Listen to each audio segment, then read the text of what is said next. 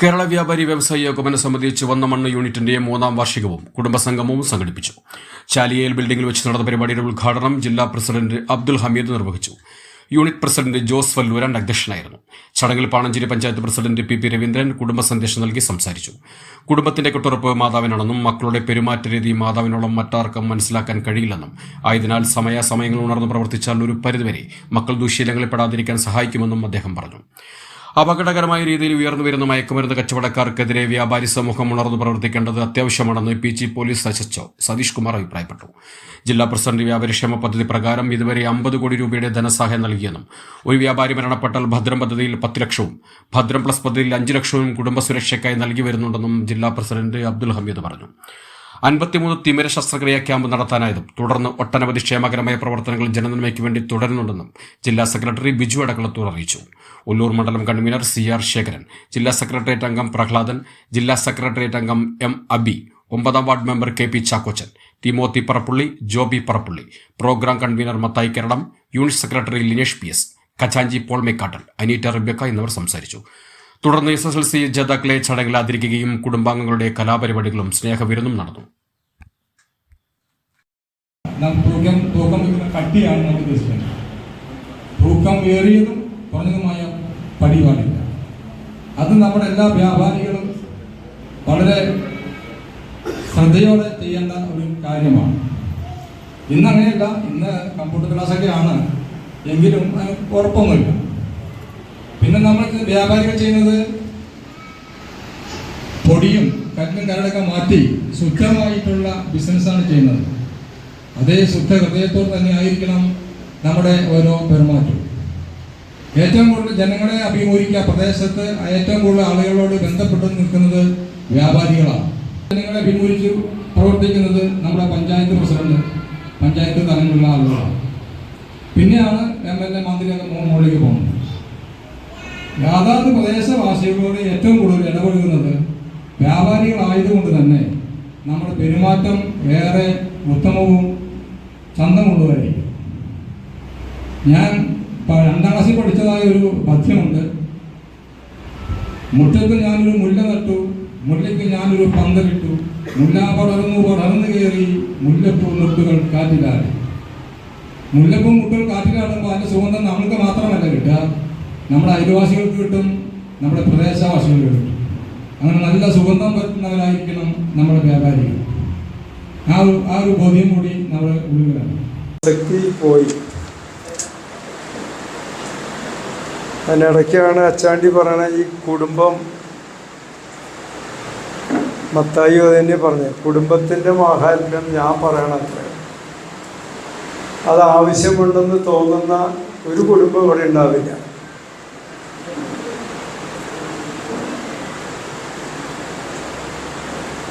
Award ദാനം കൂടി വേണമെന്ന് പറഞ്ഞിട്ടുണ്ട്. ആർക്കൊക്കെയാണെന്ന് അറിയില്ല. ഞാൻ അധിക സമയം എടുക്കുന്നില്ല. കാരണം ബഹുമാനപ്പെട്ട ജില്ലാ പ്രസിഡന്റ്, ഈ പ്രസ്ഥാനത്തിൻ്റെ നട്ടലായിട്ടുള്ള ബിജു അടക്കളത്തൂരൊക്കെ ഒഴിഞ്ഞു തന്നിരിക്കുകയാണ് എനിക്കും സതീശനും. ഞങ്ങളെ ഒന്ന് പറഞ്ഞു വിട്ടിട്ടാവാം നിങ്ങൾ തമ്മിൽ കുടുംബസംഗമം. അതാണ് എൻ്റെ ഒരു ശരിയും. ചാക്കോച്ചൻ കച്ചവടക്കാരനല്ലല്ലോ, അപ്പോൾ ചാക്കോച്ചനെ ഒഴിവാക്കി വിടണം.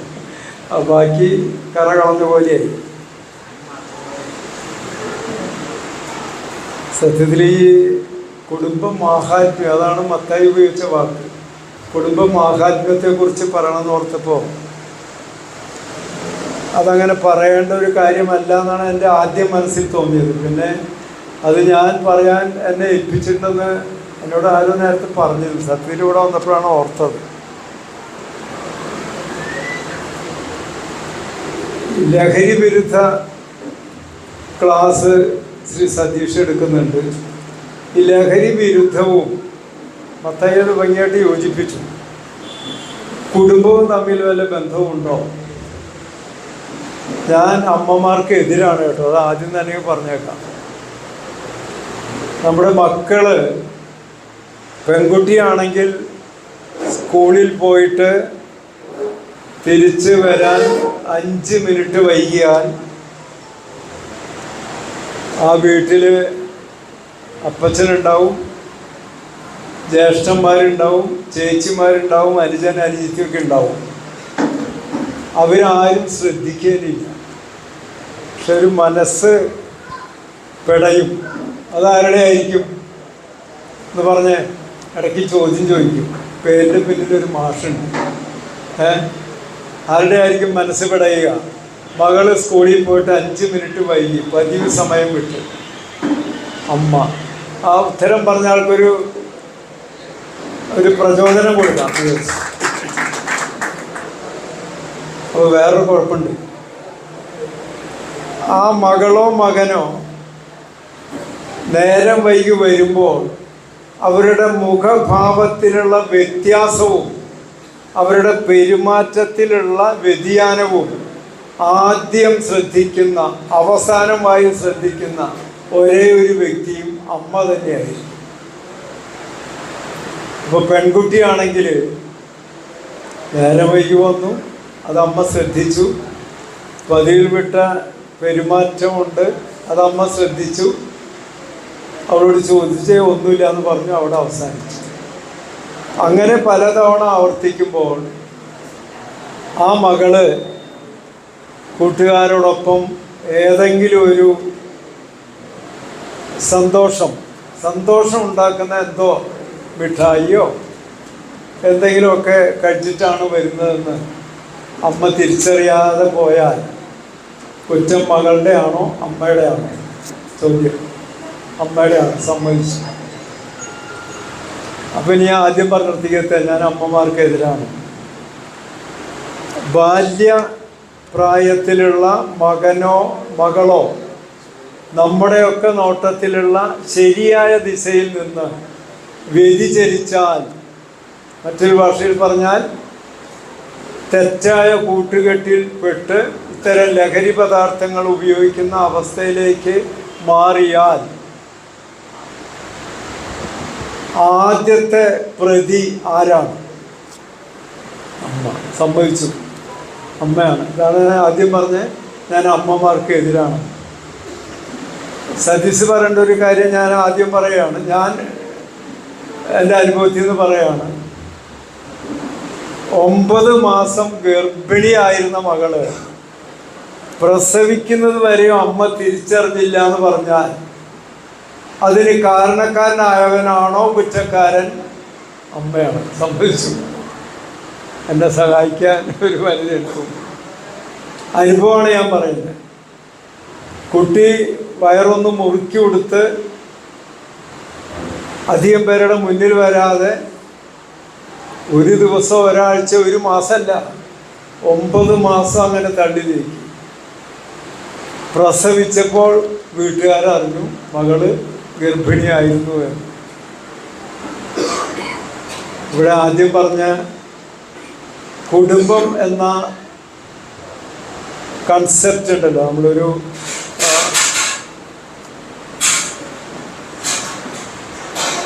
നമ്മൾ കണക്കാക്കുന്നത് ഞങ്ങളുടെ കുടുംബമാണ്.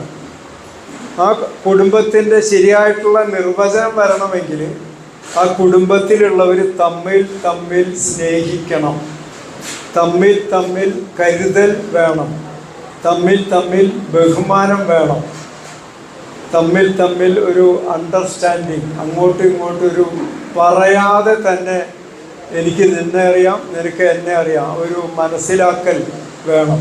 അതില്ല എങ്കിൽ കുടുംബമാവില്ല. നമ്മൾ ധരിക്കുന്നത് മനുഷ്യർക്ക് മാത്രമേ കുടുംബമുള്ളതാണ്. അങ്ങനെയല്ലേ ഒറ്റ നോട്ടത്തിൽ? മൃഗങ്ങൾക്കുണ്ട് കുടുംബം, പ്ലാന്റ്സ് സസ്യങ്ങൾക്കുണ്ട് കുടുംബം. ബോട്ടണി പഠിപ്പിക്കുന്നവർ പറയും ഇത് ഇന്ന കുടുംബത്തിൽപ്പെട്ട ചെടിയാണ്, ഇത് ഇന്ന കുടുംബത്തിൽപ്പെട്ട മൃഗമാണ്. അപ്പം എല്ലാ ജീവജാലങ്ങൾക്കും കുടുംബമുണ്ട്. അതിൽ തമ്മിൽ ഏറ്റവും അധികം ധാരണയോടെ, പരസ്പര സ്നേഹത്തോടെ, ബഹുമാനത്തോടെ ഒരു കെട്ടായി നിൽക്കുന്ന, ഒരു വീട്ടിൽ താമസിക്കുന്ന ആളുകളെയാണ് കുടുംബം എന്ന് പറയുക. നമ്മൾ പല വാക്കുകളും പഠിക്കുന്ന കാലത്ത് this word is derived from Latin word, അത് ഇതെന്ന് പറയും. നമ്മൾ ഓരോ വാക്കും അങ്ങനെ, പല വാക്കുകളും അങ്ങനെ. ലാറ്റിൻ പദത്തിൽ നിന്ന് ഉരുത്തിരിഞ്ഞ് വന്ന പദമാണ് ഇത്. വ്യത്യാസമില്ല. ഫാമിലിയും അത് തന്നെയാണ്. ലാറ്റിൻ ഭാഷയിൽ നിന്ന് വന്നതാണ് അത്. പക്ഷെ കേൾക്കുമ്പോൾ നമുക്കൊരു വൈരുദ്ധ്യം തോന്നും. ഫാമിലിയർ ലാറ്റിൻ പദം, അതിൻ്റെ അർത്ഥം വേലക്കാരുമൊക്കെ ഒരുമിച്ച് താമസിക്കുന്നത്. അപ്പോൾ ഒരു വീട്ടിൽ ഒരുമിച്ച് താമസിച്ചാൽ അതാണ് ഫാമിലി. പക്ഷേ അത് മാറി മാറി അതിൻ്റെ നൂതനമായിട്ടുള്ള ആശയങ്ങൾ ചേർത്ത് ഇപ്പോൾ കുടുംബം എന്ന് പറഞ്ഞാൽ ഞാനിപ്പോൾ സൂചിപ്പിച്ച രീതിയിൽ അപ്പൻ ഭാര്യയെ ബഹുമാനിക്കണം. ഇവിടെ എത്ര അപ്പന്മാർ ഭാര്യയെ ബഹുമാനിക്കുന്നവരുണ്ട്? സ്ത്രീകളൊക്കെ ഇപ്പോൾ തുല്യത വേണം പുരുഷന്മാരോടൊപ്പം. എന്താ പേര്? എന്നെ സഹായിച്ച ആളുടെ പൂർണ്ണമായിട്ട് പറഞ്ഞു. മാത്രമുള്ളൂ ലീന? അല്ല, ഞാൻ അതിനു വേണ്ടിയല്ല ചോദിച്ചേ. ലീന ശരിക്കും ലീനാന്നേ പറഞ്ഞുള്ളൂ. ഇപ്പുറത്തുള്ള ആളുടെ പേരെന്താ? അത്ഭുതമാണ്. അവർ രണ്ടുപേരും ലീന, ഉഷ അല്ലേ? നീന, അങ്ങനെ പറഞ്ഞുള്ളൂ. ഞാൻ ഇതുവരെ എൻ്റെ അനുഭവം വെച്ച് ചോദിക്കുന്നവരൊക്കെ ഒന്നുകിൽ അപ്പൻ്റെ അല്ലെങ്കിൽ ഭർത്താവിൻ്റെ പേര് കൂടി ചേർത്താൽ പറയാം.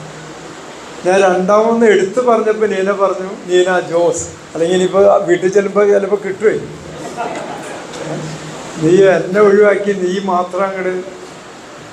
എന്നിട്ട് ഇവിടെ പ്രസംഗിക്കുമ്പോൾ ഞാൻ പറയും സ്ത്രീകൾക്ക് പുരുഷന്മാരോടൊപ്പം തുല്യത വേണം, തുല്യ അവസരവും അവകാശമൊക്കെ അവർക്കുണ്ട്. എന്നിട്ട് ഞാൻ വീട്ടിൽ ചെന്ന് ആദ്യം ആവശ്യപ്പെടുന്നതാ അറിയാം, ഒരു ചായ. അത് കിട്ടിയില്ലെങ്കിൽ അറിയാം തുല്യതയുടെ കാര്യമൊക്കെ. അതിനൊക്കെ വിരുദ്ധമാണ് യഥാർത്ഥത്തിൽ ഫാമിലി, കുടുംബം എന്ന കൺസെപ്റ്റ്. പരസ്പരം ബഹുമാനിക്കണം, പരസ്പരം സ്നേഹിക്കണം, കുട്ടികളെയും നമ്മൾ ബഹുമാനിക്കണം. അത് വേണമെന്നാവും. കുട്ടികളെ ബഹുമാനിക്കണമെന്ന് ചോദിച്ചാൽ അത് തിരിച്ചറിയണമെങ്കിൽ ഇപ്പം മുമ്പിലിരിക്കുന്ന മോനുണ്ട്, എന്താ പേര്? അതുൽ. അദ്വൈത് എത്രയില പഠിക്കുന്നത്? 3-ല്. 8 വയസ്സ് അല്ലെങ്കിൽ 9 വയസ്സ്. അദ്വൈതിൻ്റെ മാതാപിതാക്കൾ സംസാരിക്കുമ്പോൾ ചെറിയൊരു പയ്യൻ, അവനവിടെ ഇരുന്ന് കളിക്കുന്നുണ്ടാവും. അതുകൊണ്ട് വലിയ ഗൗരവമുള്ള കാര്യമൊക്കെ പറഞ്ഞ് ചർച്ച ചെയ്ത് അങ്ങോട്ടും ഇങ്ങോട്ടൊക്കെ ദേഷ്യപ്പെട്ട് കുട്ടി അതൊന്നും ശ്രദ്ധിച്ചിട്ടില്ലല്ലോ. 2 ദിവസം കഴിഞ്ഞാൽ അവൻ വേറൊരാൾ വരുമ്പോഴവൻ പറയാൻ മിനിഞ്ഞാന്ന് അപ്പച്ചനും അമ്മച്ചും ഇങ്ങനെയൊക്കെ പറയണ്ടായിരുന്നു. അപ്പോഴാണ് നമ്മളറിയുക ഈ കൊച്ചു കുട്ടികൾ വലിയവർ പറയുന്നത് ശ്രദ്ധിച്ച് റെക്കോർഡ് ചെയ്ത് വെച്ചിരിക്കുക. കോമ പോലും തെറ്റാതെ അവരെ റീപ്രൊഡ്യൂസ് ചെയ്യും. അതുകൊണ്ട് അവരെ അവഗണിക്കാതെ അവരെ നമ്മൾ സ്നേഹിക്കുകയും ബഹുമാനിക്കുകയും വേണം. ഈ ശ്രദ്ധ, ഈ കരുതൽ, കൺസേൺ, ഈ ബഹുമാനം, ഈ അടുപ്പം, ഈ അണ്ടർസ്റ്റാൻഡിങ് കുടുംബത്തിലെ ഓരോരുത്തർ തമ്മിൽ ഉണ്ടെങ്കിൽ മാത്രമാണ് എ പെർഫെക്റ്റ് ഫാമിലി എന്ന് നമുക്ക് അവകാശപ്പെടാൻ പറ്റുള്ളൂ. അങ്ങനെയാണെങ്കിൽ SHOയ്ക്ക് പണിയില്ലാണ്ട് വരും. നേരത്തെ കേരളം മത്തായി പറഞ്ഞത് പോലീസിന് ഉറങ്ങാൻ പറ്റില്ല, കാരണം ലഹരി അടിച്ച ആൾക്കാരിങ്ങനെ പ്രശ്നം ഉണ്ടായിക്കൊണ്ട്. ആ കുട്ടികളുടെ അടക്കം ഫാമിലിയിൽ ഈ പറഞ്ഞ രീതിയിലുള്ള ഒരു സാഹചര്യം ഉണ്ടെങ്കിൽ ഒരിക്കലും അവൻ ലഹരി ഉപയോഗിക്കാൻ പോവില്ല. അവന് ആവശ്യമായ പരിഗണന, അവൾക്ക് ആവശ്യമായിട്ടുള്ള പരിഗണന, അവർക്ക് അവരുടെ ആവശ്യങ്ങൾ അംഗീകരിച്ച് കിട്ടൽ, അവരെ ബഹുമാനിക്കൽ, അവരെ സ്നേഹിക്കൽ, അവരെ പരിഗണിക്കൽ, അവർ പറയുന്നത് ശ്രദ്ധിച്ച് കേൾക്കാൻ ആൾ, ഇതൊക്കെ ഉണ്ടെങ്കിൽ അവർ മറ്റൊരു ഇടം തേടി പോവില്ല. അപ്പോൾ വീട്ടിലൊരു സ്പേസ്, ഒരു ഇടം ഇല്ലാതാകുമ്പോഴാണ് തെറ്റായ കൂട്ടുകെട്ടുകാരുടെ ഇടയിലുള്ള സ്പേസ് തേടി കുട്ടികൾ പോകുന്നത്. അതുകൊണ്ട് ഞാൻ വീണ്ടും ആദ്യം പറഞ്ഞിടത്ത് എത്തുക, കുട്ടികൾ പോലീസിന് പണിയാക്കുന്നുണ്ടെങ്കിൽ യഥാർത്ഥ പ്രതി ആ കുട്ടിയുടെ അമ്മയാണ്. അമ്മയോളം ആ കുട്ടിയെ മനസ്സിലാക്കാൻ ആ വീട്ടിലെ മറ്റാർക്കും സാധ്യമല്ല. അതുകൊണ്ട് അമ്മമാരെ കുറ്റപ്പെടുത്താൻ പറയല്ല. ഈ ഭൂമിയിൽ അപ്പന് പകരം വയ്ക്കാൻ ആളുണ്ടാവും, ആങ്ങളയ്ക്ക് ഉണ്ടാവും, സഹോദരിക്കൊക്കെ ഉണ്ടാവും. അമ്മയ്ക്ക് പകരം വയ്ക്കാൻ അമ്മ മാത്രം. അതുകൊണ്ട് ഭാരിച്ച ഉത്തരവാദിത്വമാണ് മക്കളുടെ കാര്യത്തിലടക്കം അമ്മമാർക്കുള്ളത്. ഞാൻ അല്പം കാര്യം കൂടി പറഞ്ഞ് അവസാനിപ്പിക്കുക. ആദ്യ സമയം എടുക്കുന്നത് ശരിയല്ല, 10 മിനിറ്റ് ആയിപ്പോൾ. വിശ്വാസം നമ്മുടെ എവിടെയാ? കയ്യിലാണോ? എവിടെയാ? സ്നേഹം തോന്നുന്നത്, വിശ്വാസം തോന്നുന്നത് എവിടെയാ? മനസ്സിൽ അല്ലേ? അതെ. ചോദ്യം, മനസ്സ് എവിടെയാണ് ശരീരത്തിൽ? ആണുങ്ങൾക്കും പറയാം. ഇപ്പം എൻ്റെ മുമ്പിൽ നിങ്ങളൊക്കെ വിദ്യാർത്ഥികളാണ്. അതുകൊണ്ട് മുമ്പിൽ കട്ട വീശയൊക്കെ വെച്ച് ഞങ്ങളുടെ പ്രായമായി എന്നൊക്കെ പറഞ്ഞ് ഇരുന്നാലും ഉത്തരം നിങ്ങൾക്കും പറയാം. മനസ്സ് എന്ന ഓർഗൻ നമ്മുടെ ശരീരത്തിൽ എവിടെയാണ്? നെഞ്ചിൽ കൈവച്ചാണ് പറഞ്ഞത്. മനസ്സുകൊണ്ടാണ് സ്നേഹിക്കുന്നത്, മനസ്സുകൊണ്ടാണ് വിശ്വസിക്കുന്നത്. ഞാൻ മനസ്സിൽ പോലും നിങ്ങളെ അങ്ങനെ കരുതിയിട്ടില്ല. അങ്ങനെയല്ലേ പറയാം. എവിടെയാ മനസ്സ്? പറഞ്ഞു. പിന്നിരിക്കുന്നവർക്കും പറയാം. ഞാൻ അടുത്തുള്ളവരുടെ മുഖത്ത് നോക്കണമെന്നല്ലോ, ആർക്കും അറിയില്ല എന്നാണ് ഞാൻ ധരിക്കേണ്ടത്. യെസ്, തലയിൽ ഒരാൾ പറഞ്ഞു, തലയിൽ 2 പേര് പറഞ്ഞു. ആ തലയിലാണ് മനസ്സ് എന്ന് പറഞ്ഞാൽ ബ്രെയിനും കൂടി കരുതിയിട്ടാവും. അത് ശരിയാണെന്നുള്ളതൊന്ന് വെറുതെ കൈ വയ്ക്കാൻ മതി, എന്നിട്ട് താത്തിക്കോ. ഒരാളെ ഉള്ളൂട്ടോ. അപ്പോൾ വോട്ട് ചെയ്യാനായിട്ട് 2 പേരുണ്ട്. അത് ഭാര്യ എന്ന് തോന്നുന്നു, അല്ല മോളാണ്. മോള് പേടിച്ചിട്ടാ. അതേ മോനുണ്ട്, വേറെ ആരുമില്ല പിന്നിലുള്ളവർ. മനസ്സ് തലയിലാന്ന് 2 പേര് പറഞ്ഞ് അതിന് സപ്പോർട്ട് ചെയ്യാൻ പറഞ്ഞു 3 പേരുള്ളൂ. എന്നാൽ പിന്നെ വേറെ എവിടെയാന്ന് പറയും? അത് ഞാൻ ഇപ്പോൾ അവസാന ഉത്തരം ഞാൻ പറയാം, ആർക്കും അറിയില്ലെങ്കിൽ. ഈ മനസ്സ് 2 ഭാവങ്ങളുള്ള ഒരു അവയവമാണ്. 2 ഭാവം. അതിനെ നമുക്ക് ഒന്ന് സന്ധി പിന്നെ മലയാളത്തിൽ എന്താ പറയുക മത്തായിയെ? ലോപിപ്പിക്കുക. മനസ്സിൻ്റെ ഭാവം, മനോഭാവം. അങ്ങനെ കേട്ടിട്ടില്ല ഇഷ്ടം പോലെ. മനോഭാവം. ഇംഗ്ലീഷിൽ അതിനെ ആറ്റിറ്റ്യൂഡ് എന്ന് പറയും. ATTITUDE, ആറ്റിറ്റ്യൂഡ്, മനോഭാവം. ഈ മനോഭാവം 2 തരത്തിലുണ്ട്. ഒന്ന് പോസിറ്റീവ് എന്ന് പറയും, ഒന്ന് നെഗറ്റീവ് എന്ന് പറയും. Positive attitude, negative attitude. Positive attitude ഉള്ളവരുടെ മുഖം കണ്ടാൽ അറിയാം. ഞാൻ ഇപ്പോൾ കാണുന്ന മുഖമൊക്കെ അങ്ങനെയാണ്, പോസിറ്റീവാണ്. അതേ സമയത്ത് പിന്നിലിരുന്ന ഒരാൾ സ്വകാര്യം പറയുന്നുണ്ട്, നീന ജോസിൻ്റെ ഭാര്യയൊക്കെയാണ്, പക്ഷേ ഫുട്പാത്തിൽ നിന്ന് വാങ്ങിച്ച് സാരി കൊടുത്താണ്. കണ്ടിട്ട് ഇത്രയും പണം ഉണ്ടായിട്ടും നല്ലൊരു സാരി വാങ്ങിച്ചു കൊടുത്തോടെ. ഇപ്പം ഞാൻ പറഞ്ഞത് എൻ്റെ മനസ്സിൻ്റെ ഏത് ഭാവത്തെ കാണിച്ച്? പോസിറ്റീവാണോ നെഗറ്റീവാണോ? പറഞ്ഞോ. നെഗറ്റീവ്. ഇത് ഞാൻ പറഞ്ഞാൽ അതിൻ്റെ അഡ്വേഴ്സ് ഇഫക്റ്റ്, ദോഷകരമായിട്ടുള്ള ഒരു അനുഭവം ഉണ്ടാവുക എനിക്ക് തന്നെയാണ്. കാരണം എൻ്റെ മൈൻഡ്, എൻ്റെ മനസ്സ് തെറ്റായ രീതിയിലൂടെയാണ് പോകുന്നത്, നെഗറ്റീവ് ആറ്റിറ്റ്യൂഡായിട്ട്. എന്ത് മനോഹരമായിട്ടാണ് ഇന്ന് അല്പമെങ്കിലും 4 വരി ഉള്ളതെങ്കിലും പ്രാർത്ഥനാ ഗീതം ചൊല്ലിയത്. ഏതായിരുന്നു കുട്ടി? ഒന്ന് എഴുന്നേറ്റ് വന്ന്. അപ്പോൾ ഒന്ന് അഭിനന്ദിച്ച എല്ലാവരും കൂടി. എന്താ പേര് മോളുടെ? ഓ, അനീറ്റ. എത്ര ഭംഗിയായിട്ടാണ്. അതിന് പകരം ചിലപ്പോൾ അവിടെ നിന്ന് ആരെയും പറഞ്ഞിട്ടുണ്ടാവും, ഇതിലും നന്നായിട്ട് എൻ്റെ മോള് ചൊല്ലിട്ടു. മോള് പക്ഷെ വരൂല്ല, ചൊല്ലില്ല, എന്നാലും അങ്ങനെ പറയാലോ. അതേത് ആറ്റിറ്റ്യൂഡാ? നെഗറ്റീവ്. മനസ്സിലാക്കുക, നമ്മുടെ മനസ്സിൻ്റെ ഈ 2 ഭാവങ്ങളിൽ എന്തിനേയും ഏതിലെയും കുറ്റം മാത്രം കണ്ടെത്തുന്ന ജോസ് കച്ചവടമൊക്കെ അവസാനിപ്പിച്ച് കണക്കൊക്കെ നോക്കി എത്താൻ 11:30 അങ്ങനെ ഇടയ്ക്കിടയ്ക്ക് 11:30 ആയപ്പോൾ എനിക്കൊരു സംശയം, ഇതെന്തിനാ ഈ 11:30 വരെ ഭൂമിയില്ലാത്ത കച്ചവടം? ഇതെന്താ നിങ്ങൾക്ക് മാത്രം? ബാക്കി എല്ലാ കച്ചവടക്കാരും 8:30 9 കട അടച്ച് അരമണിക്കൂർ കഴിഞ്ഞ് വീട്ടിലെത്തുണ്ടല്ലോ. സംശയം, എല്ലാ കാര്യത്തിലും സംശയം. ജോസ് അങ്ങനെ ആയിട്ടല്ല കേട്ടോ, എനിക്കൊരു ഉദാഹരണം പറയാൻ പറ്റിയാളെ പിടിച്ചു എന്നുള്ളൂ. ഈ നെഗറ്റീവ് ആറ്റിറ്റ്യൂഡ് നമ്മുടെ ശരീരത്തിൽ ചില കെമിക്കൽ ചേഞ്ചസ് ഉണ്ടാക്കും, ചില എൻസൈമുകൾ പ്രൊഡ്യൂസ് ചെയ്യും. നമ്മുടെ തന്നെ ക്യാരക്ടർ മോശമാകും. അപ്പുറത്തെ ആൾക്കാർ നമുക്ക് മാർക്കിടും. എന്ത് കണ്ടാലും സ്വന്തം അപ്പനും അമ്മേനെയും ഭാര്യയെ പോലും വിശ്വാസമില്ലാത്തൊരു ജീവിയിൽ പോണേ, അതല്ലേ പറയാം. അത് നമ്മളിൽ തന്നെ അത്തരം ഒരു സമൂഹത്തിൽ നിന്ന് ഒറ്റപ്പെടുന്ന ഒരു അവസ്ഥയിലേക്ക് നമ്മൾ മാറും. പോസിറ്റീവ് ആറ്റിറ്റ്യൂഡായാലോ, ഞാൻ കുട്ടികളുടെ അടുത്തത് പറയാനുള്ളത് പോസിറ്റീവ് ആറ്റിറ്റ്യൂഡ്. ഇവിടെ എത്ര കുട്ടികളുണ്ട് പഠിക്കുന്നവരൊന്ന് കൈവെക്കോ? കുറച്ച് പേരെങ്കിലും ഉണ്ട്. ഈ നെഗറ്റീവ് ആറ്റിറ്റ്യൂഡ് പോസിറ്റീവ് ആറ്റിറ്റ്യൂഡ് ചെറിയ വ്യത്യാസം മനസ്സിലായോ? ഇനി അതിന് ആൾട്ടിറ്റ്യൂഡ് എന്ന് പറയാം. അത് നിശ്ചയിക്കുന്നത് നിങ്ങളുടെ മനസ്സിൻ്റെ ഭാവമാണ്. Your attitude determines your altitude. നിങ്ങളുടെ മനോഭാവമാണ് നിങ്ങൾ ഏത് ഉയരം വരെ എത്തുമെന്ന് നിശ്ചയിക്കുന്നത്. അപ്പോൾ കൂടെ പഠിച്ച 3-4 കുട്ടികൾക്ക് A+ന് ഒപ്പം നമ്മൾ പഠിച്ച എനിക്ക് A+ കിട്ടി. മറ്റേ 3 കൂട്ടുകാരികൾക്ക്, ഏറ്റവും അടുത്ത 3 കൂട്ടുകാരികൾക്കും 9 കിട്ടിയുള്ളൂ. അപ്പോൾ നമ്മൾ എന്ത് പറയും? ആ 3 കൊള്ളില്ല, ഞാൻ കണ്ട എൻ്റെ മിടുക്ക്, അതിനാണോ പറയേണ്ടത്? അല്ല. എൻ്റെ ഒപ്പം തന്നെ ഫുൾ A+ന് അർഹതയുള്ള അതിനായി പഠിച്ച ഞങ്ങൾ 4 പേരിൽ നിർഭാഗ്യവശാൽ എനിക്ക് മാത്രമേ കിട്ടിയുള്ളൂ. അവരും എന്നോടൊപ്പം കഴിവുള്ളവരാണ്. അവരെ അഭിനന്ദിക്കണ്ടേ?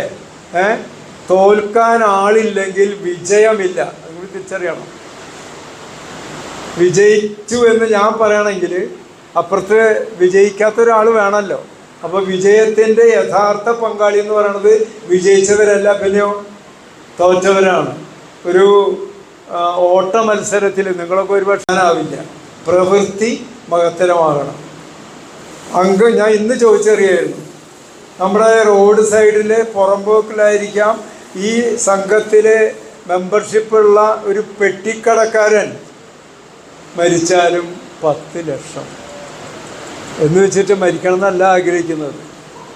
ഒരു കുടുംബത്തിൻ്റെ വരുമാന സ്രോതസ് ഇല്ലാതാകുമ്പോൾ അനാഥമാകുന്ന ആ കുടുംബത്തിന് നിവർന്നു നിൽക്കാൻ, അവരെ മക്കളെ പഠിപ്പിക്കാൻ, അവരെ അപ്പനും അമ്മയെ ചികിത്സിക്കാൻ, അവരെ വീട് റിപ്പയർ ചെയ്യാൻ മതിയായ സംഖ്യയാണ് 10 ലക്ഷം. അങ്ങനെ കൊടുത്ത് 50 കോടിയിൽ കൂടുതൽ തുക ഈ തൃശ്ശൂർ ജില്ലയിൽ കൊടുത്തു തരുന്നു പറയുമ്പോൾ it is great, no doubt. അത് മഹത്തരമാണ്. അത് ഉള്ളിൽ കരുതിക്കൊണ്ടാണ് ഞാൻ പറഞ്ഞത്, വ്യാപാരി വ്യവസായി ഏകോപന സമിതി എന്ന സംഘടന അതിൻ്റെ കരുത്തുറ്റ നേതൃത്വത്തിന് കീഴിൽ മഹത്തായ പ്രവർത്തനങ്ങളാണ് നടത്തുന്നത്. അതുകൊണ്ട് വ്യാപാരി സമൂഹത്തിൻ്റെ കുടുംബം, ഫാമിലി, അവർ പരസ്പരം തിരിച്ചറിയുന്നു. വലിയ കട, ചെറിയ കട, കഴിവുള്ളവൻ, ഇല്ലാത്തവൻ, അവൻ ക്രിസ്ത്യാനി, ഇവൻ ഹിന്ദു, നായർ, ആ യാതൊരു ഭേദവുമില്ലാതെ എല്ലാവരിലും നന്മ കണ്ടെത്തി എല്ലാവരിലും അത് സഹായിക്കാനുള്ള മനസ്സോടുകൂടി യഥാർത്ഥ കുടുംബത്തിൻ്റെ പ്രതീകമായിട്ട് നിൽക്കുന്ന ഈ പ്രസ്ഥാനം ചുവന്ന മണ്ണിലും അതിന് ഏറ്റവും വലിയ മഹത്തായ പ്രവൃത്തികൾക്ക് നേതൃത്വം കൊടുക്കാൻ സാധിക്കട്ടെ എന്നുകൂടി ആശംസിച്ചുകൊണ്ട് ഇപ്പോൾ തന്നെ അധിക സമയമെടുത്തത് ക്ഷമിക്കണമെന്ന് പറഞ്ഞുകൊണ്ട് ഞാൻ എൻ്റെ എളിയ വാക്കുകൾ നിർത്തട്ടെ. നമ്മൾ നേരത്തെ ഇവിടെ സംസാരിച്ച രവീന്ദ്രൻ സാർ കുടുംബത്തെക്കുറിച്ചും വളരെ രസകരമായിട്ടും എല്ലാവരും വളരെ ശ്രദ്ധയോടെ കേട്ടിട്ടുണ്ടാണ്. സംഭവം ഇത് തന്നെയാണ്, ലഹരിയും കുടുംബവും പരസ്പരം ബന്ധപ്പെട്ട് കിടക്കുന്നതാണ്. നമ്മൾ ചെറിയ ക്ലാസ്സുകളിൽ തന്നെ പഠിച്ചിട്ടുണ്ട്, ഒരു വ്യക്തി നന്നായാൽ കുടുംബം നന്നാവും, കുടുംബം നന്നായാൽ സമൂഹം നന്നാവും, സമൂഹം നന്നായാൽ നമ്മുടെ നാട് നന്നാവും. അത് നമ്മൾ ചെറിയ ക്ലാസ്സുകളിൽ പഠിക്കുന്നതാണ്. അപ്പൊ നമ്മൾ ആദ്യം വ്യക്തികൾ നമുക്ക് നന്നാവണം. പണ്ട് കാലങ്ങളിലൊക്കെ ഈ ലഹരിയൊന്നും ഇത്രയ്ക്കൊന്നും ആരും ചർച്ച ചെയ്തിരുന്നില്ല. പക്ഷെ നമ്മളിപ്പോ കുറച്ച് വർഷങ്ങളായിട്ട് അല്ലെങ്കിൽ ഇപ്പൊ ഒരു 3-4 മാസമായിട്ട് ലഹരിയെ കുറിച്ച് വളരെ ചർച്ചയാണ്. അപ്പൊ ലഹരിയെ കുറിച്ച് ചർച്ച ചെയ്യുമ്പോൾ ഇപ്പോൾ നമ്മൾ പത്രങ്ങളിലും മറ്റു മാധ്യമങ്ങളും ദൃശ്യ മാധ്യമങ്ങളിലും കാണുന്നത് സിന്തറ്റിക് ലഹരിയാണ് ഇപ്പൊ ഏറ്റവും പ്രശ്നം. നമ്മൾ പത്രങ്ങൾ നോക്കി നമുക്കറിയാം, സിന്തറ്റിക് ലഹരി, രാസലഹരിയാണ് ഇപ്പൊ നമ്മുടെ സമൂഹത്തിലെ ഏറ്റവും വലിയ പ്രശ്നമായിട്ട് നമ്മൾ കാണുന്നത്. ഇത് സംഭവിക്കുന്നത് വെച്ചാൽ മറ്റു ലഹരികളൊക്കെയും ഇതിലൂടെ നോർമലൈസ് ചെയ്തു പോവുക. സമൂഹം അത് അംഗീകരിക്കുകയാണ് ഇപ്പൊ ചെയ്യുന്നത്. പണ്ടൊക്കെ ഇവിടെ ഇരിക്കുന്ന ആളുകൾക്ക് അറിയാം, ഒരു സിഗരറ്റ് വലിക്കണമെങ്കിൽ തന്നെ ഒളിച്ചും പാത്തും ഏതെങ്കിലും പറമ്പിന്റെ മുക്കിന്റെ മൂലയിൽ ഇരുന്നിട്ട് സിഗരറ്റ് വലിച്ചിരുന്ന ഒരു കാലഘട്ടം ഉണ്ടായിരുന്നു. അപ്പൊ സിഗരറ്റോ വീഡിയോ വലിക്കുമ്പോ അത് പിടിക്കപ്പെട്ട ആ കാരണന്മാരിൽ നിന്ന് ചീത്ത കേൾക്കും അല്ലെങ്കിൽ അടികൊള്ളും എന്നുള്ളൊരു പേടി അന്ന് അവർക്ക് ഉണ്ടായിരുന്നു. അതുകൊണ്ട് അത് അത്രയും രഹസ്യമായിട്ടാണ് ചെയ്തത്. പിന്നെ നമ്മുടെ മാറ്റങ്ങൾ വന്നു. ഗൾഫിലേക്കും ചേക്കേറി നമ്മൾ കയ്യിൽ സാമ്പത്തികം വന്നു തുടങ്ങിയപ്പോൾ ഗൾഫിൽ നിന്നുള്ള സിഗരറ്റുകളിലേക്ക് വന്നപ്പോൾ അതൊരു ഫാഷൻ ആയി മാറി. അപ്പോൾ സിഗരറ്റ് വലിക്കുക എന്നുള്ളത് എവിടെയും വലിക്കാം. നമ്മൾ കല്യാണങ്ങളിലേക്ക് പോകുമ്പോൾ നമുക്കറിയാം, കല്യാണത്തിന് വരെ സിഗരറ്റ്, വെറ്റില ഇതൊക്കെ വെച്ചിരുന്ന ഒരു കാലഘട്ടം ഉണ്ടായിരുന്നു.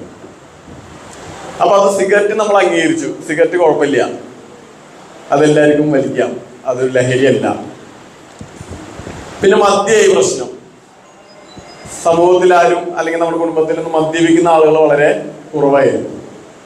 അപ്പം മദ്യപിക്കുന്നത് ഇതേപോലെ തന്നെ പണ്ടെങ്ങനെയാണ് സിഗരറ്റ് വലിച്ചിരുന്നത് അതുപോലെ മദ്യം വളരെ ഒളിച്ചും പാത്തും കഴിക്കുക, പിന്നെ അത് വളരെ രഹസ്യമായിട്ട് വീട്ടിലേക്ക് വരിക, അങ്ങനെ ചെയ്തു. അപ്പോൾ മദ്യം വലിയ കുറ്റമായി, മദ്യപിക്കുന്ന തന്നെ നമുക്ക് ഏറ്റവും വലിയ കുറ്റമായിട്ട് മാറി. പിന്നെ ഇതേപോലെ തന്നെ മദ്യം എല്ലാവരും ഉപയോഗിച്ചു തുടങ്ങി. എല്ലാവരും എന്ന് പറഞ്ഞാൽ ഭൂരിപക്ഷമാണല്ലോ നമ്മൾ അംഗീകരിക്കപ്പെടും. നമ്മുടെ ജനാധിപത്യ രാജ്യത്ത് ഭൂരിപക്ഷത്തിനാണ് വില. അപ്പൊ നമ്മൾ ഭൂരിപക്ഷം മദ്യം ഉപയോഗിച്ചു തുടങ്ങി. അപ്പൊ ആളുകൾ അതും എന്തായി, നോർമലൈസ് ചെയ്തു. ഇപ്പൊ നമുക്ക് ഏതൊരു ഫംഗ്ഷൻ വേണമെങ്കിൽ എന്ത് വേണം, അത് മരണമായിക്കോട്ടെ, ജനനായിക്കോട്ടെ, കല്യാണമായിക്കോട്ടെ, ഒരു 10 പേര് കൂടാണെങ്കിൽ അവിടെ എന്ത് വേണം, മദ്യം വേണം. മദ്യം വിളമ്പാത്ത ഒരു വീടും ഇന്നിപ്പോ വളരെ അപൂർവ വീടുകൾ ഉണ്ടാവും. ഒരു 95% വീടുകളിലും മദ്യം വിളമ്പുന്നതായിരുന്നു. സ്ത്രീകളടക്കം മദ്യപിക്കുന്ന ഒരു സംസ്കാരമാണ് ഇപ്പൊ നമുക്ക് നമ്മുടെ കേരളത്തിലുള്ളത്. ഇപ്പൊ നമുക്കറിയാം, ബീവറേജസിന്റെ സൂപ്പർ മാർക്കറ്റുകളുണ്ട്. നമുക്ക് അവിടെ പോയിട്ട് ഏത് മദ്യം വേണമെങ്കിൽ നമുക്ക് ആർക്കും എപ്പോൾ വേണമെങ്കിൽ തിരഞ്ഞെടുക്കാം. അപ്പൊ മദ്യം നോർമലൈസ് ചെയ്തു. മദ്യപിക്കുന്ന ഒരു പ്രശ്നമല്ല, അല്ലെ? ഇവിടെ ഇരിക്കുന്നവരെ തന്നെ മദ്യപിക്കുന്നവരെ അംഗീകരിക്കുന്ന ആളുകളാണ്. അവര് നമുക്കറിയാം, ഞാൻ ഒരു 18 വയസ്സുകാരൻ അല്ലെങ്കിൽ 20 വയസ്സുകാരൻ കോളേജിൽ പഠിക്കുന്ന കുട്ടികളൊക്കെയും ഞാൻ കഴിഞ്ഞതിന് മുമ്പ് ഇരുന്ന ചേലക്കര പോലീസ് സ്റ്റേഷനിലായിരുന്നു. അപ്പൊ ചേലക്കര പോലീസ് സ്റ്റേഷനിലെ ഒരു കോളേജിൽ യൂണിയൻ അടി ഉണ്ടായപ്പോൾ അവിടെ മദ്യപിച്ചവരാണ് പ്രശ്നം ഉണ്ടാക്കിയത്. അപ്പൊ മദ്യപിച്ചവരുടെ പ്രശ്നം ഉണ്ടാക്കിയവരെ നമ്മൾ സ്റ്റേഷനിൽ കൂട്ടിക്കൊണ്ടുവന്നപ്പോൾ അവരുടെ അമ്മ വന്നിട്ട് ചോദിക്കുന്നത്, മദ്യപിക്കുന്നത് ഇത്ര കുറ്റാണോ പറയുന്നത്? മദ്യം ബീവറേജിൽ വിൽക്കുന്നതല്ലേ, മദ്യപിക്കുന്ന ഇത്രയ്ക്ക് വലിയ കുറ്റമാണോ എന്ന് ന്യായീകരിക്കുന്ന ഒരു പൊതുസമൂഹമാണ് നമ്മുടെ മുന്നിലേക്കുള്ളത്. അപ്പൊ മദ്യം ഇപ്പൊ എന്തായി, മദ്യം എല്ലാവർക്കും അംഗീകരിച്ചു, മദ്യപിക്കുന്നൊരു പ്രശ്നമല്ല. പിന്നീട് അതെന്തായി, ഇപ്പൊ കഞ്ചാവായി പിന്നീട് പ്രശ്നം. കഞ്ചാവ് ഉപയോഗിക്കുന്നതിനാണ് ഇപ്പോ പ്രശ്നക്കാര്. അപ്പൊ ഇനി ഭാവിയില് ഇപ്പൊ തന്നെ ഞാൻ അതാ പറഞ്ഞ, രാസലഹരിയാണ് ഇപ്പൊ ഏറ്റവും വലിയ പ്രശ്നമായിട്ട് നമ്മളൊക്കെയും കാണുന്നത്. അപ്പോൾ ഈ കഞ്ചാവ് ഇപ്പോ ഈ പറഞ്ഞ പോലെ ഭൂരിപക്ഷം പേരും ഉപയോഗിക്കും.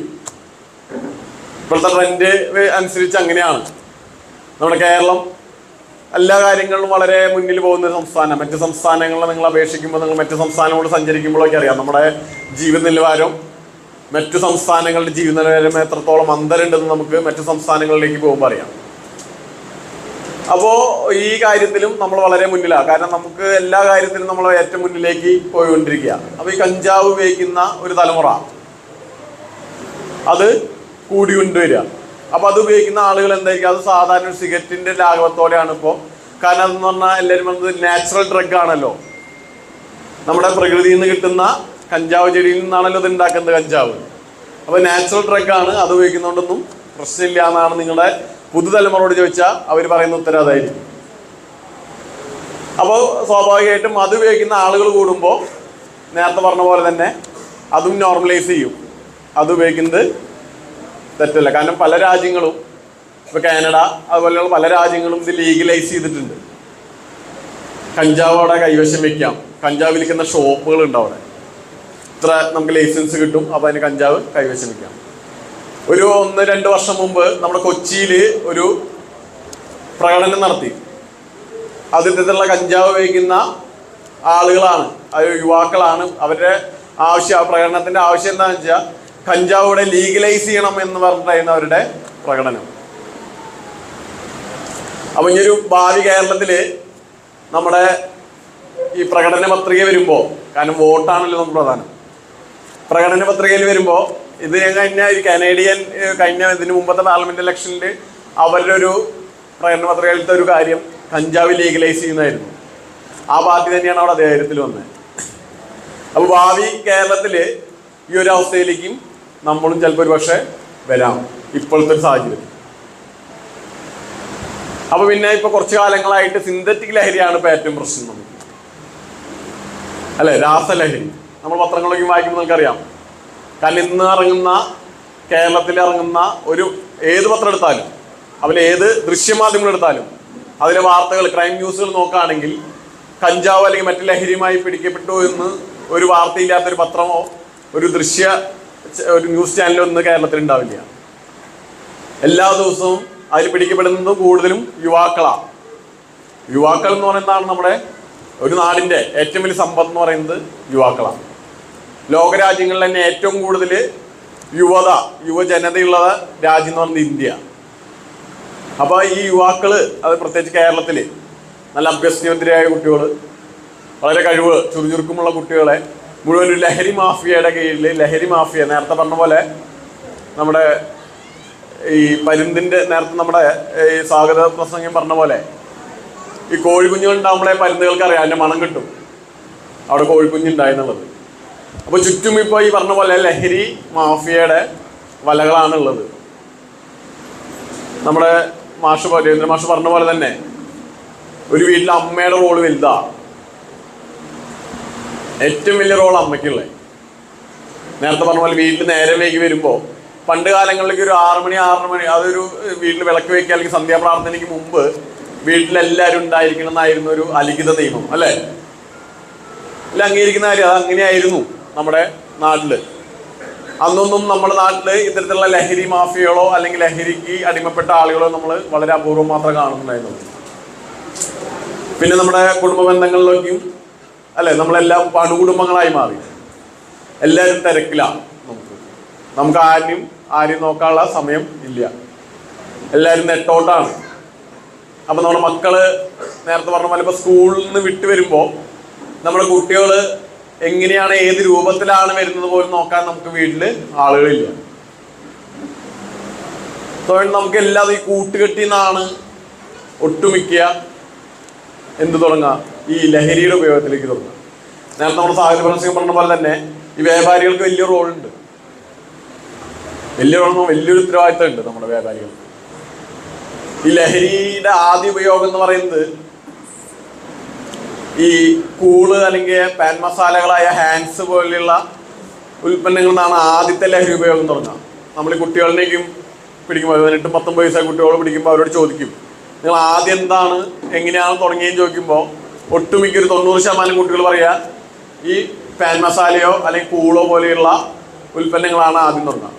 ഈ ഉൽപ്പന്നങ്ങൾ കിട്ടുന്നത് ഇതിൽ വലിയൊരു ലാഭമുണ്ട്, അല്ലേ? 10 രൂപയ്ക്കാണ് ബാംഗ്ലൂരും കോയമ്പത്തൂരേക്കും ഈ ഹാൻഡ്സ് കിട്ടുക. 10 രൂപയ്ക്ക് ഇവിടെ വിൽക്കുന്നത് 40-50 രൂപയ്ക്ക്. അപ്പൊ അതിൽ വലിയൊരു ലാഭം കണ്ടിട്ട് നമ്മുടെ വ്യാപാരികൾ ഇത് കൊടുക്കുന്നവരുണ്ട്. അപ്പൊ അതിലിവിടെ വരുന്ന ഓരോരുത്തരും എന്താണ്, നമ്മൾ ഈ നേരത്തെ പറഞ്ഞ പോലെ ഓരോരുത്തരും ഒരു ദൃഢനിശ്ചയം എടുക്കുന്നത്. കാരണം നമ്മളിത് സമൂഹത്തിലേക്ക്, ഞാൻ പിടിക്കുമ്പോൾ പലപ്പോഴും പറയാറുണ്ട്, നിങ്ങളുടെ കുട്ടികൾക്ക് ഇത് കൊടുക്കാൻ പറയും. അവന് പിടിക്കുമ്പോഴേ എന്ന് നിങ്ങൾ ഈ നമ്മുടെ ആളുകൾക്ക് കൊടുക്കുന്നുണ്ടല്ലോ, അതുപോലെ നിങ്ങളുടെ മക്കൾക്ക് നിങ്ങൾ കൊടുക്കുക. അപ്പം നമുക്കറിയാം അതിൻ്റെ എത്രത്തോളം അതിൻ്റെ ബുദ്ധിമുട്ടുണ്ടെന്നുള്ള കാര്യം. അപ്പോൾ നമ്മൾ വ്യാപാരികൾ ഇവിടെ ഒരു തീരുമാനം എടുക്കണം, ഇത്തരത്തിലുള്ള ഉൽപ്പന്നങ്ങൾ നമ്മുടെ യൂണിയനിൽ പെട്ട ഒരു കടയിലും ഇത്തരം ഉൽപ്പന്നങ്ങൾ നമ്മൾ വിൽക്കില്ല.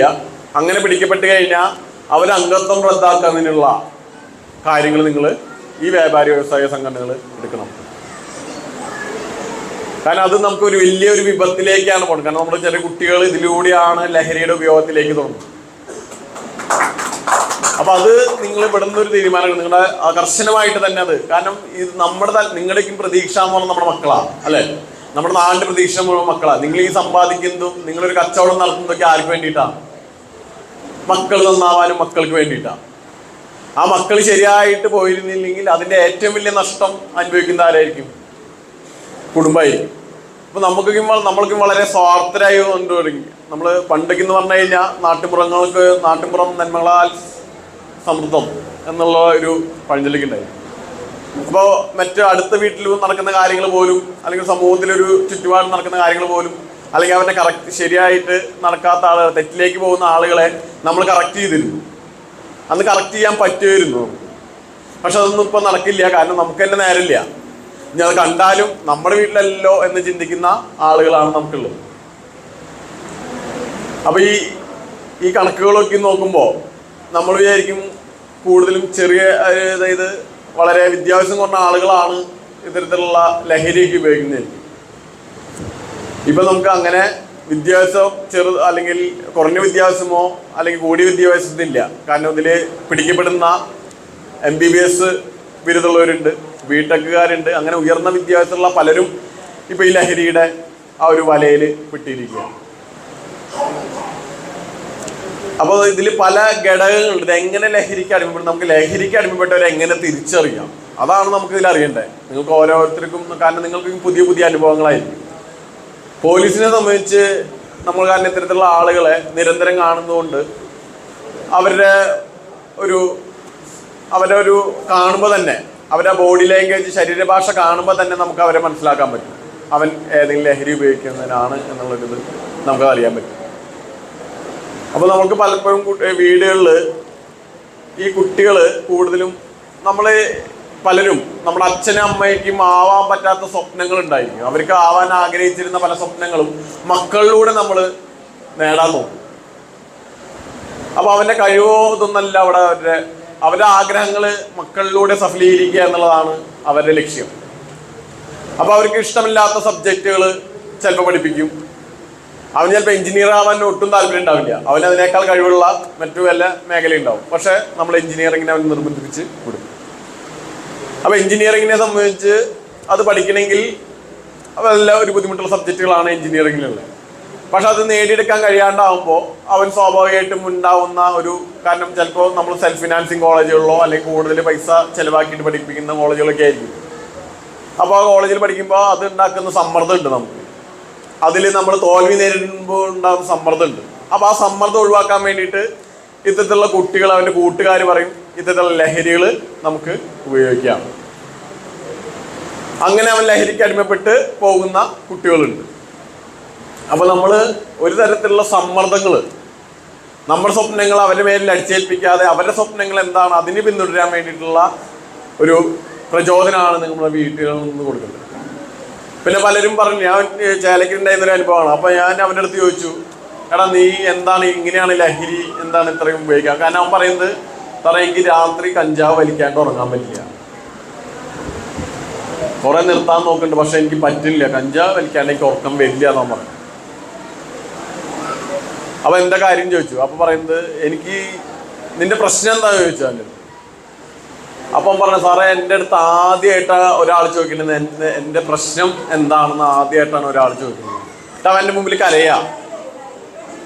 അപ്പൊ എന്താ കരയാണ്ട് കാര്യം പറഞ്ഞപ്പോൾ പറഞ്ഞു, സാറേ എനിക്ക് അച്ഛൻ എന്നെ സ്നേഹിക്കുന്നില്ല.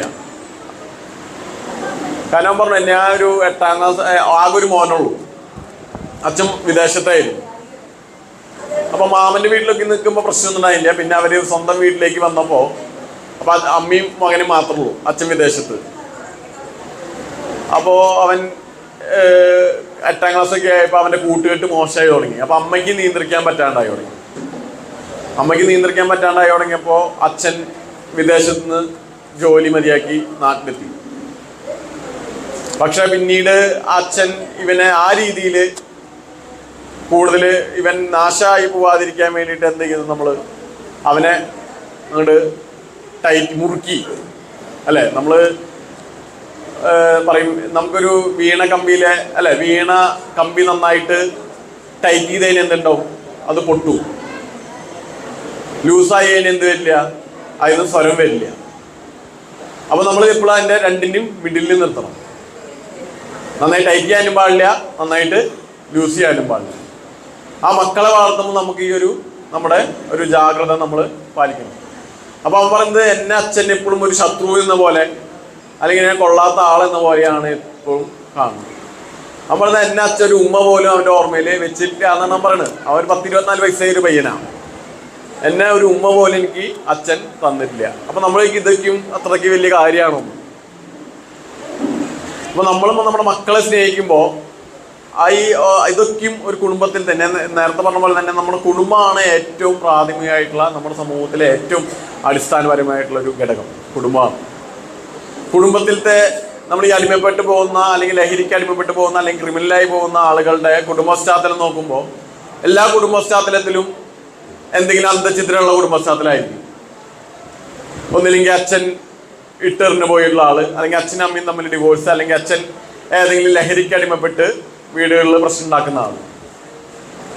ഇത്തരത്തിലുള്ള ആളുകളുടെ ഒരു പശ്ചാത്തലത്തിലാണ് ഒട്ടുമിക്ക കുട്ടികളും പിന്നീട് നമ്മളിപ്പോഴും കുട്ടികളെ കുറ്റം പറഞ്ഞ കാര്യം നമ്മളിപ്പോൾ എല്ലാവരും കുട്ടികളെ കുറ്റം പറയുന്നു. ഈ കുട്ടികൾ വളർന്നു വരുന്ന ഒരു കുടുംബത്തിൽ നിന്നാണ് അല്ലേ? ഓരോ കുടുംബത്തിൽ നിന്നാലും കുട്ടികൾ വളർന്നു വരുന്നു. നമ്മളെല്ലാവരും ഇപ്പോൾ ഇവിടെ സമൂഹത്തിൽ ഈ സിനിമ ഒരുപാട് ലഹരിയെ സ്വാധീനിക്കുന്നു. ശരിയാ, സിനിമ ഒരുപാട് നമ്മുടെ സമൂഹത്തിൽ സ്വാധീനം ചെലുത്തുന്ന ഒരു ഘടകമാണ് സിനിമ. അതുപോലെ തന്നെ പാണഞ്ചേരി പഞ്ചായത്തും ഒരു ലഹരി വിമുക്ത പഞ്ചായത്തായിട്ട് മാറ്റാൻ നമുക്ക് എല്ലാവർക്കും ഒറ്റക്കെട്ടായിട്ട് പ്രവർത്തിക്കാം.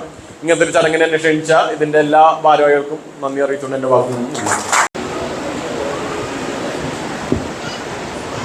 സത്യത്തിൽ ഇനി വലിയൊരു പ്രസംഗം എന്ന് പറഞ്ഞാൽ അത് ഭയങ്കര അരോചകമായി തോന്നുന്നതാണ് എനിക്ക് തോന്നുന്നത്. ഈ കേട്ട കാര്യങ്ങളൊക്കെ നല്ല കാര്യങ്ങളാണ്, പക്ഷേ നിരന്തരമായിട്ട് എത്ര നല്ല കാര്യങ്ങളാണെങ്കിലും നിരന്തരമായി കേൾക്കുക എന്ന് പറയുമ്പോൾ എനിക്ക് തോന്നുന്നു നമുക്കൊക്കെ അതിനുള്ളൊരു ക്ഷമ ഉണ്ടാവുമോ എന്നുള്ള കാര്യത്തിൽ എനിക്ക് സംശയമുണ്ട്. കണ്ടിന്യൂസ് ആയിട്ട് ഒരു കാര്യത്തെക്കുറിച്ചോ അല്ലെങ്കിൽ മറ്റു കാര്യങ്ങളെക്കുറിച്ചോ നമുക്ക് കേൾക്കാൻ സാധാരണഗതിയിൽ നമുക്ക് അത്ര ഒരു മാനസികാവസ്ഥ സാധാരണ രീതിയിൽ ഉണ്ടാകാറില്ല എന്നുള്ളത്.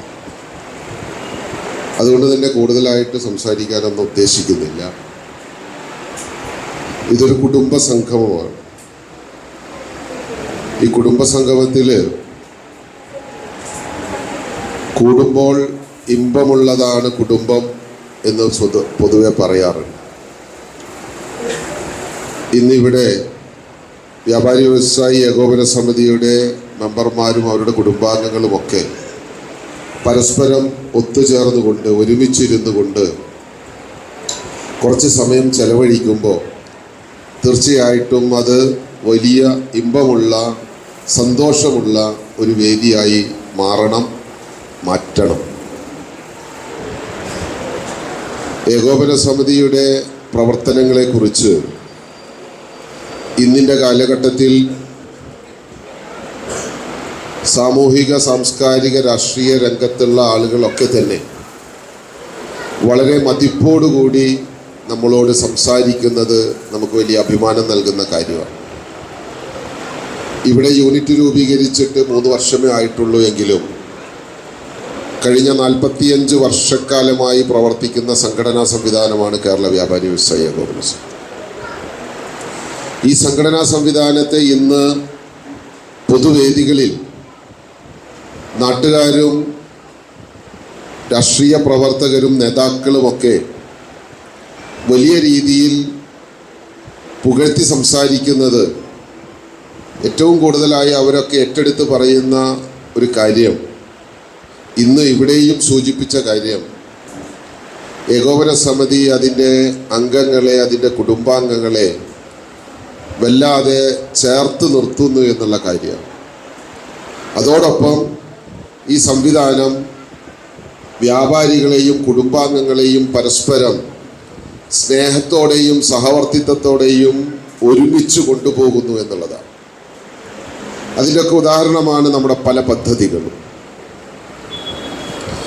ഏകോപന സമിതി ഈ കാലഘട്ടത്തിൽ ഏറ്റെടുത്ത ഏറ്റവും വലിയ ദൗത്യവും അതൊക്കെ തന്നെയാണ്.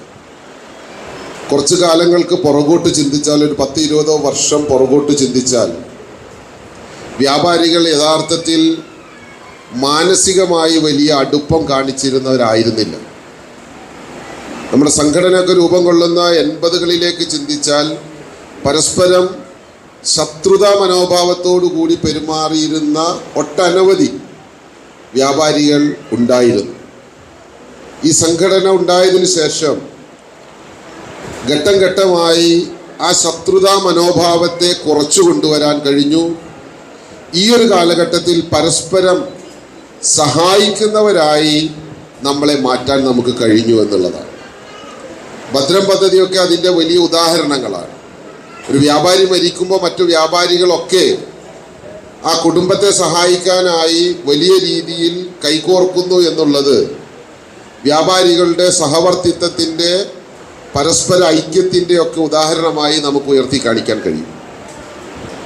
ഇന്ന് വ്യാപാര മേഖല നേരിടുന്ന ഏറ്റവും വലിയ പ്രയാസം ഏതാണെന്ന് ചോദിച്ചാൽ അത് വ്യാപാരത്തിൻ്റെ കുറവാണ്. വ്യാപാര രംഗം വല്ലാതെ താഴോട്ട് വരുന്നു. അതിനൊരുപടി കാരണങ്ങളുണ്ട്. ഈ പ്രദേശത്തൊക്കെ ഈ ഹൈവേയിൽ തന്നെ വലിയ പ്രയാസങ്ങൾ നമ്മൾ സൃഷ്ടിക്കപ്പെടുന്നുണ്ട്. പലപ്പോഴും ഇതിൽ സഞ്ചരിക്കുമ്പോൾ ഒരു ദിവസം പല കടകളിലേക്കും കയറാൻ കഴിഞ്ഞിരുന്ന വഴികൾ മറ്റൊരു ദിവസം സഞ്ചരിക്കുമ്പോൾ അടച്ചു കെട്ടിയതായിട്ട് കാണാൻ കഴിയും. ഇവിടെയൊക്കെ വ്യാപാരം ചെയ്യുന്ന വ്യാപാരികളെ സംബന്ധിച്ചിടത്തോളം ഒരു നിശ്ചയമില്ല നാളെ എൻ്റെ കടയിലേക്ക് വഴി ഉണ്ടാവുമോ ഇല്ല എന്നുള്ള കാര്യത്തിൽ. അത്തരത്തിൽ വലിയ പ്രയാസങ്ങൾ ഈ പ്രദേശത്തൊക്കെ നമ്മൾ നേരിട്ട് കൊണ്ടിരിക്കുകയാണ്. വികസനം വരുമ്പോൾ ആ വികസനം കൊണ്ട് ഗുണങ്ങൾ ഉണ്ടാകുമെങ്കിലും അതിനെക്കുറിച്ച് ചിന്തിക്കുന്ന ഭരണാധികാരികൾ ആ വികസനം കൊണ്ടുണ്ടാകുന്ന ദോഷവശങ്ങളെക്കുറിച്ച് പലപ്പോഴും പഠിക്കാറുമില്ല, ചിന്തിക്കാറുമില്ല. ഇപ്പം നമ്മുടെ ജില്ലയിൽ ഒരുപടി പ്രദേശത്ത് റോഡ് നിർമ്മാണം നടക്കുന്നുണ്ട്. ഈ റോഡൊക്കെ നിർമ്മിക്കുന്നത് 2 അടിയും 3 അടിയും 4 അടിയും ഉയർച്ച കൂട്ടിയിട്ടാണ്, ഉയരം കൂട്ടിയിട്ടാണ്. ഇങ്ങനെ വരുമ്പോൾ വ്യാപാര സ്ഥാപനങ്ങളൊക്കെ താഴേക്ക് പോയിക്കൊണ്ടിരിക്കുകയാണ്. ഈ ഒരു മഴക്കാലത്ത് എത്ര വ്യാപാര സ്ഥാപനങ്ങൾ വെള്ളത്തിനടിയിലാകുമെന്നുള്ള കാര്യത്തിൽ വലിയ ആശങ്കയുണ്ട് നമുക്ക്. പക്ഷേ അധികാരികളോട് നമ്മളിത് പറയുമ്പോൾ അവർ വളരെ നിസ്സംഗതയോടുകൂടി അവർ പറയുന്നത് ഇതൊക്കെ വികസനമാണെന്നാണ്. വികസനം എന്ന് പറയുമ്പോൾ ഒരു നാട്ടിലെ, ഒരു രാജ്യത്തെ, ഒരു സംസ്ഥാനത്തെ, ഒരു പഞ്ചായത്തിലെ ഒക്കെ വികസന പ്രവർത്തനങ്ങൾ എന്ന് പറയുമ്പോൾ അത് അവിടുത്തെ ജനങ്ങൾക്ക് ഉപകാരപ്രദമാകുന്നതോടൊപ്പം തന്നെ അവിടുത്തെ ജനങ്ങളെ ഉപദ്രവിക്കാത്തത് കൂടിയാകണം. പക്ഷേ ഈ ഒരു ഭാഗം നമ്മുടെ ഭരണാധികാരികൾ ശ്രദ്ധിക്കുന്നില്ല. ആ ഒരു കാര്യത്തിൽ വ്യാപാരി വ്യവസായി ഏകോപന സമിതി വലിയ ആശങ്കയോടുകൂടിയാണ് കുറേയേറെ വികസന പ്രവർത്തനങ്ങളെ നമ്മൾ നോക്കിക്കണ്ടുകൊണ്ടിരിക്കുന്നത്. അപ്പം ഇത്തരം സാഹചര്യത്തിൽ വ്യാപാര മേഖല വല്ലാതെ പ്രയാസപ്പെടുന്നു. അതോടൊപ്പം തന്നെ രാജ്യത്തുണ്ടായിട്ടുള്ള ഒട്ടനവധി മാറ്റങ്ങൾ, ഈ മാറ്റങ്ങളൊക്കെ വ്യാപാരത്തിൻ്റെ സാധാരണക്കാരായ വ്യാപാരികളെ പുറകോട്ട് നയിക്കുന്നതാണ്. അത് ഓൺലൈൻ വ്യാപാരമായാലും വലിയ മാളുകൾ വരുന്നതും ഒക്കെ തന്നെ സാധാരണക്കാരായ വ്യാപാരികളുടെ വ്യാപാരത്തിൻ്റെ തോത് വലിയ രീതിയിൽ കുറച്ചുകൊണ്ടിരിക്കുകയാണ്. ഈ ഒരു സാഹചര്യത്തിൽ സംഘടന വ്യാപാരികളുടെ പ്രശ്നങ്ങളെ ഏറ്റെടുക്കുക എന്നുള്ളൊരു നിലപാടാണ് തത്വത്തിൽ സ്വീകരിച്ചിട്ടുള്ളത്. ഒരു വ്യാപാരി അവൻ്റെ കുടുംബത്തിന് വേണ്ടി ചെയ്യേണ്ടുന്ന ഒട്ടനവധി കാര്യങ്ങൾ, ആ കാര്യങ്ങളിൽ പലതും സംഘടനാ സംവിധാനത്തിലൂടെ വ്യാപാരിക്ക് വേണ്ടി, വ്യാപാരിയുടെ കുടുംബത്തിന് വേണ്ടി നാം ഏറ്റെടുക്കുക എന്നുള്ളൊരു ദൗത്യമാണ് ഇന്നിൻ്റെ കാലഘട്ടത്തിൽ വ്യാപാരി വ്യവസായി ഏകോപന സമിതി ചെയ്തുകൊണ്ടിരിക്കുന്നത്. കൂടുതൽ പ്രാദേശിക വാർത്തകൾക്ക് പാണഞ്ചേരി അപ്ഡേഷൻ സബ്സ്ക്രൈബ് ചെയ്യുക.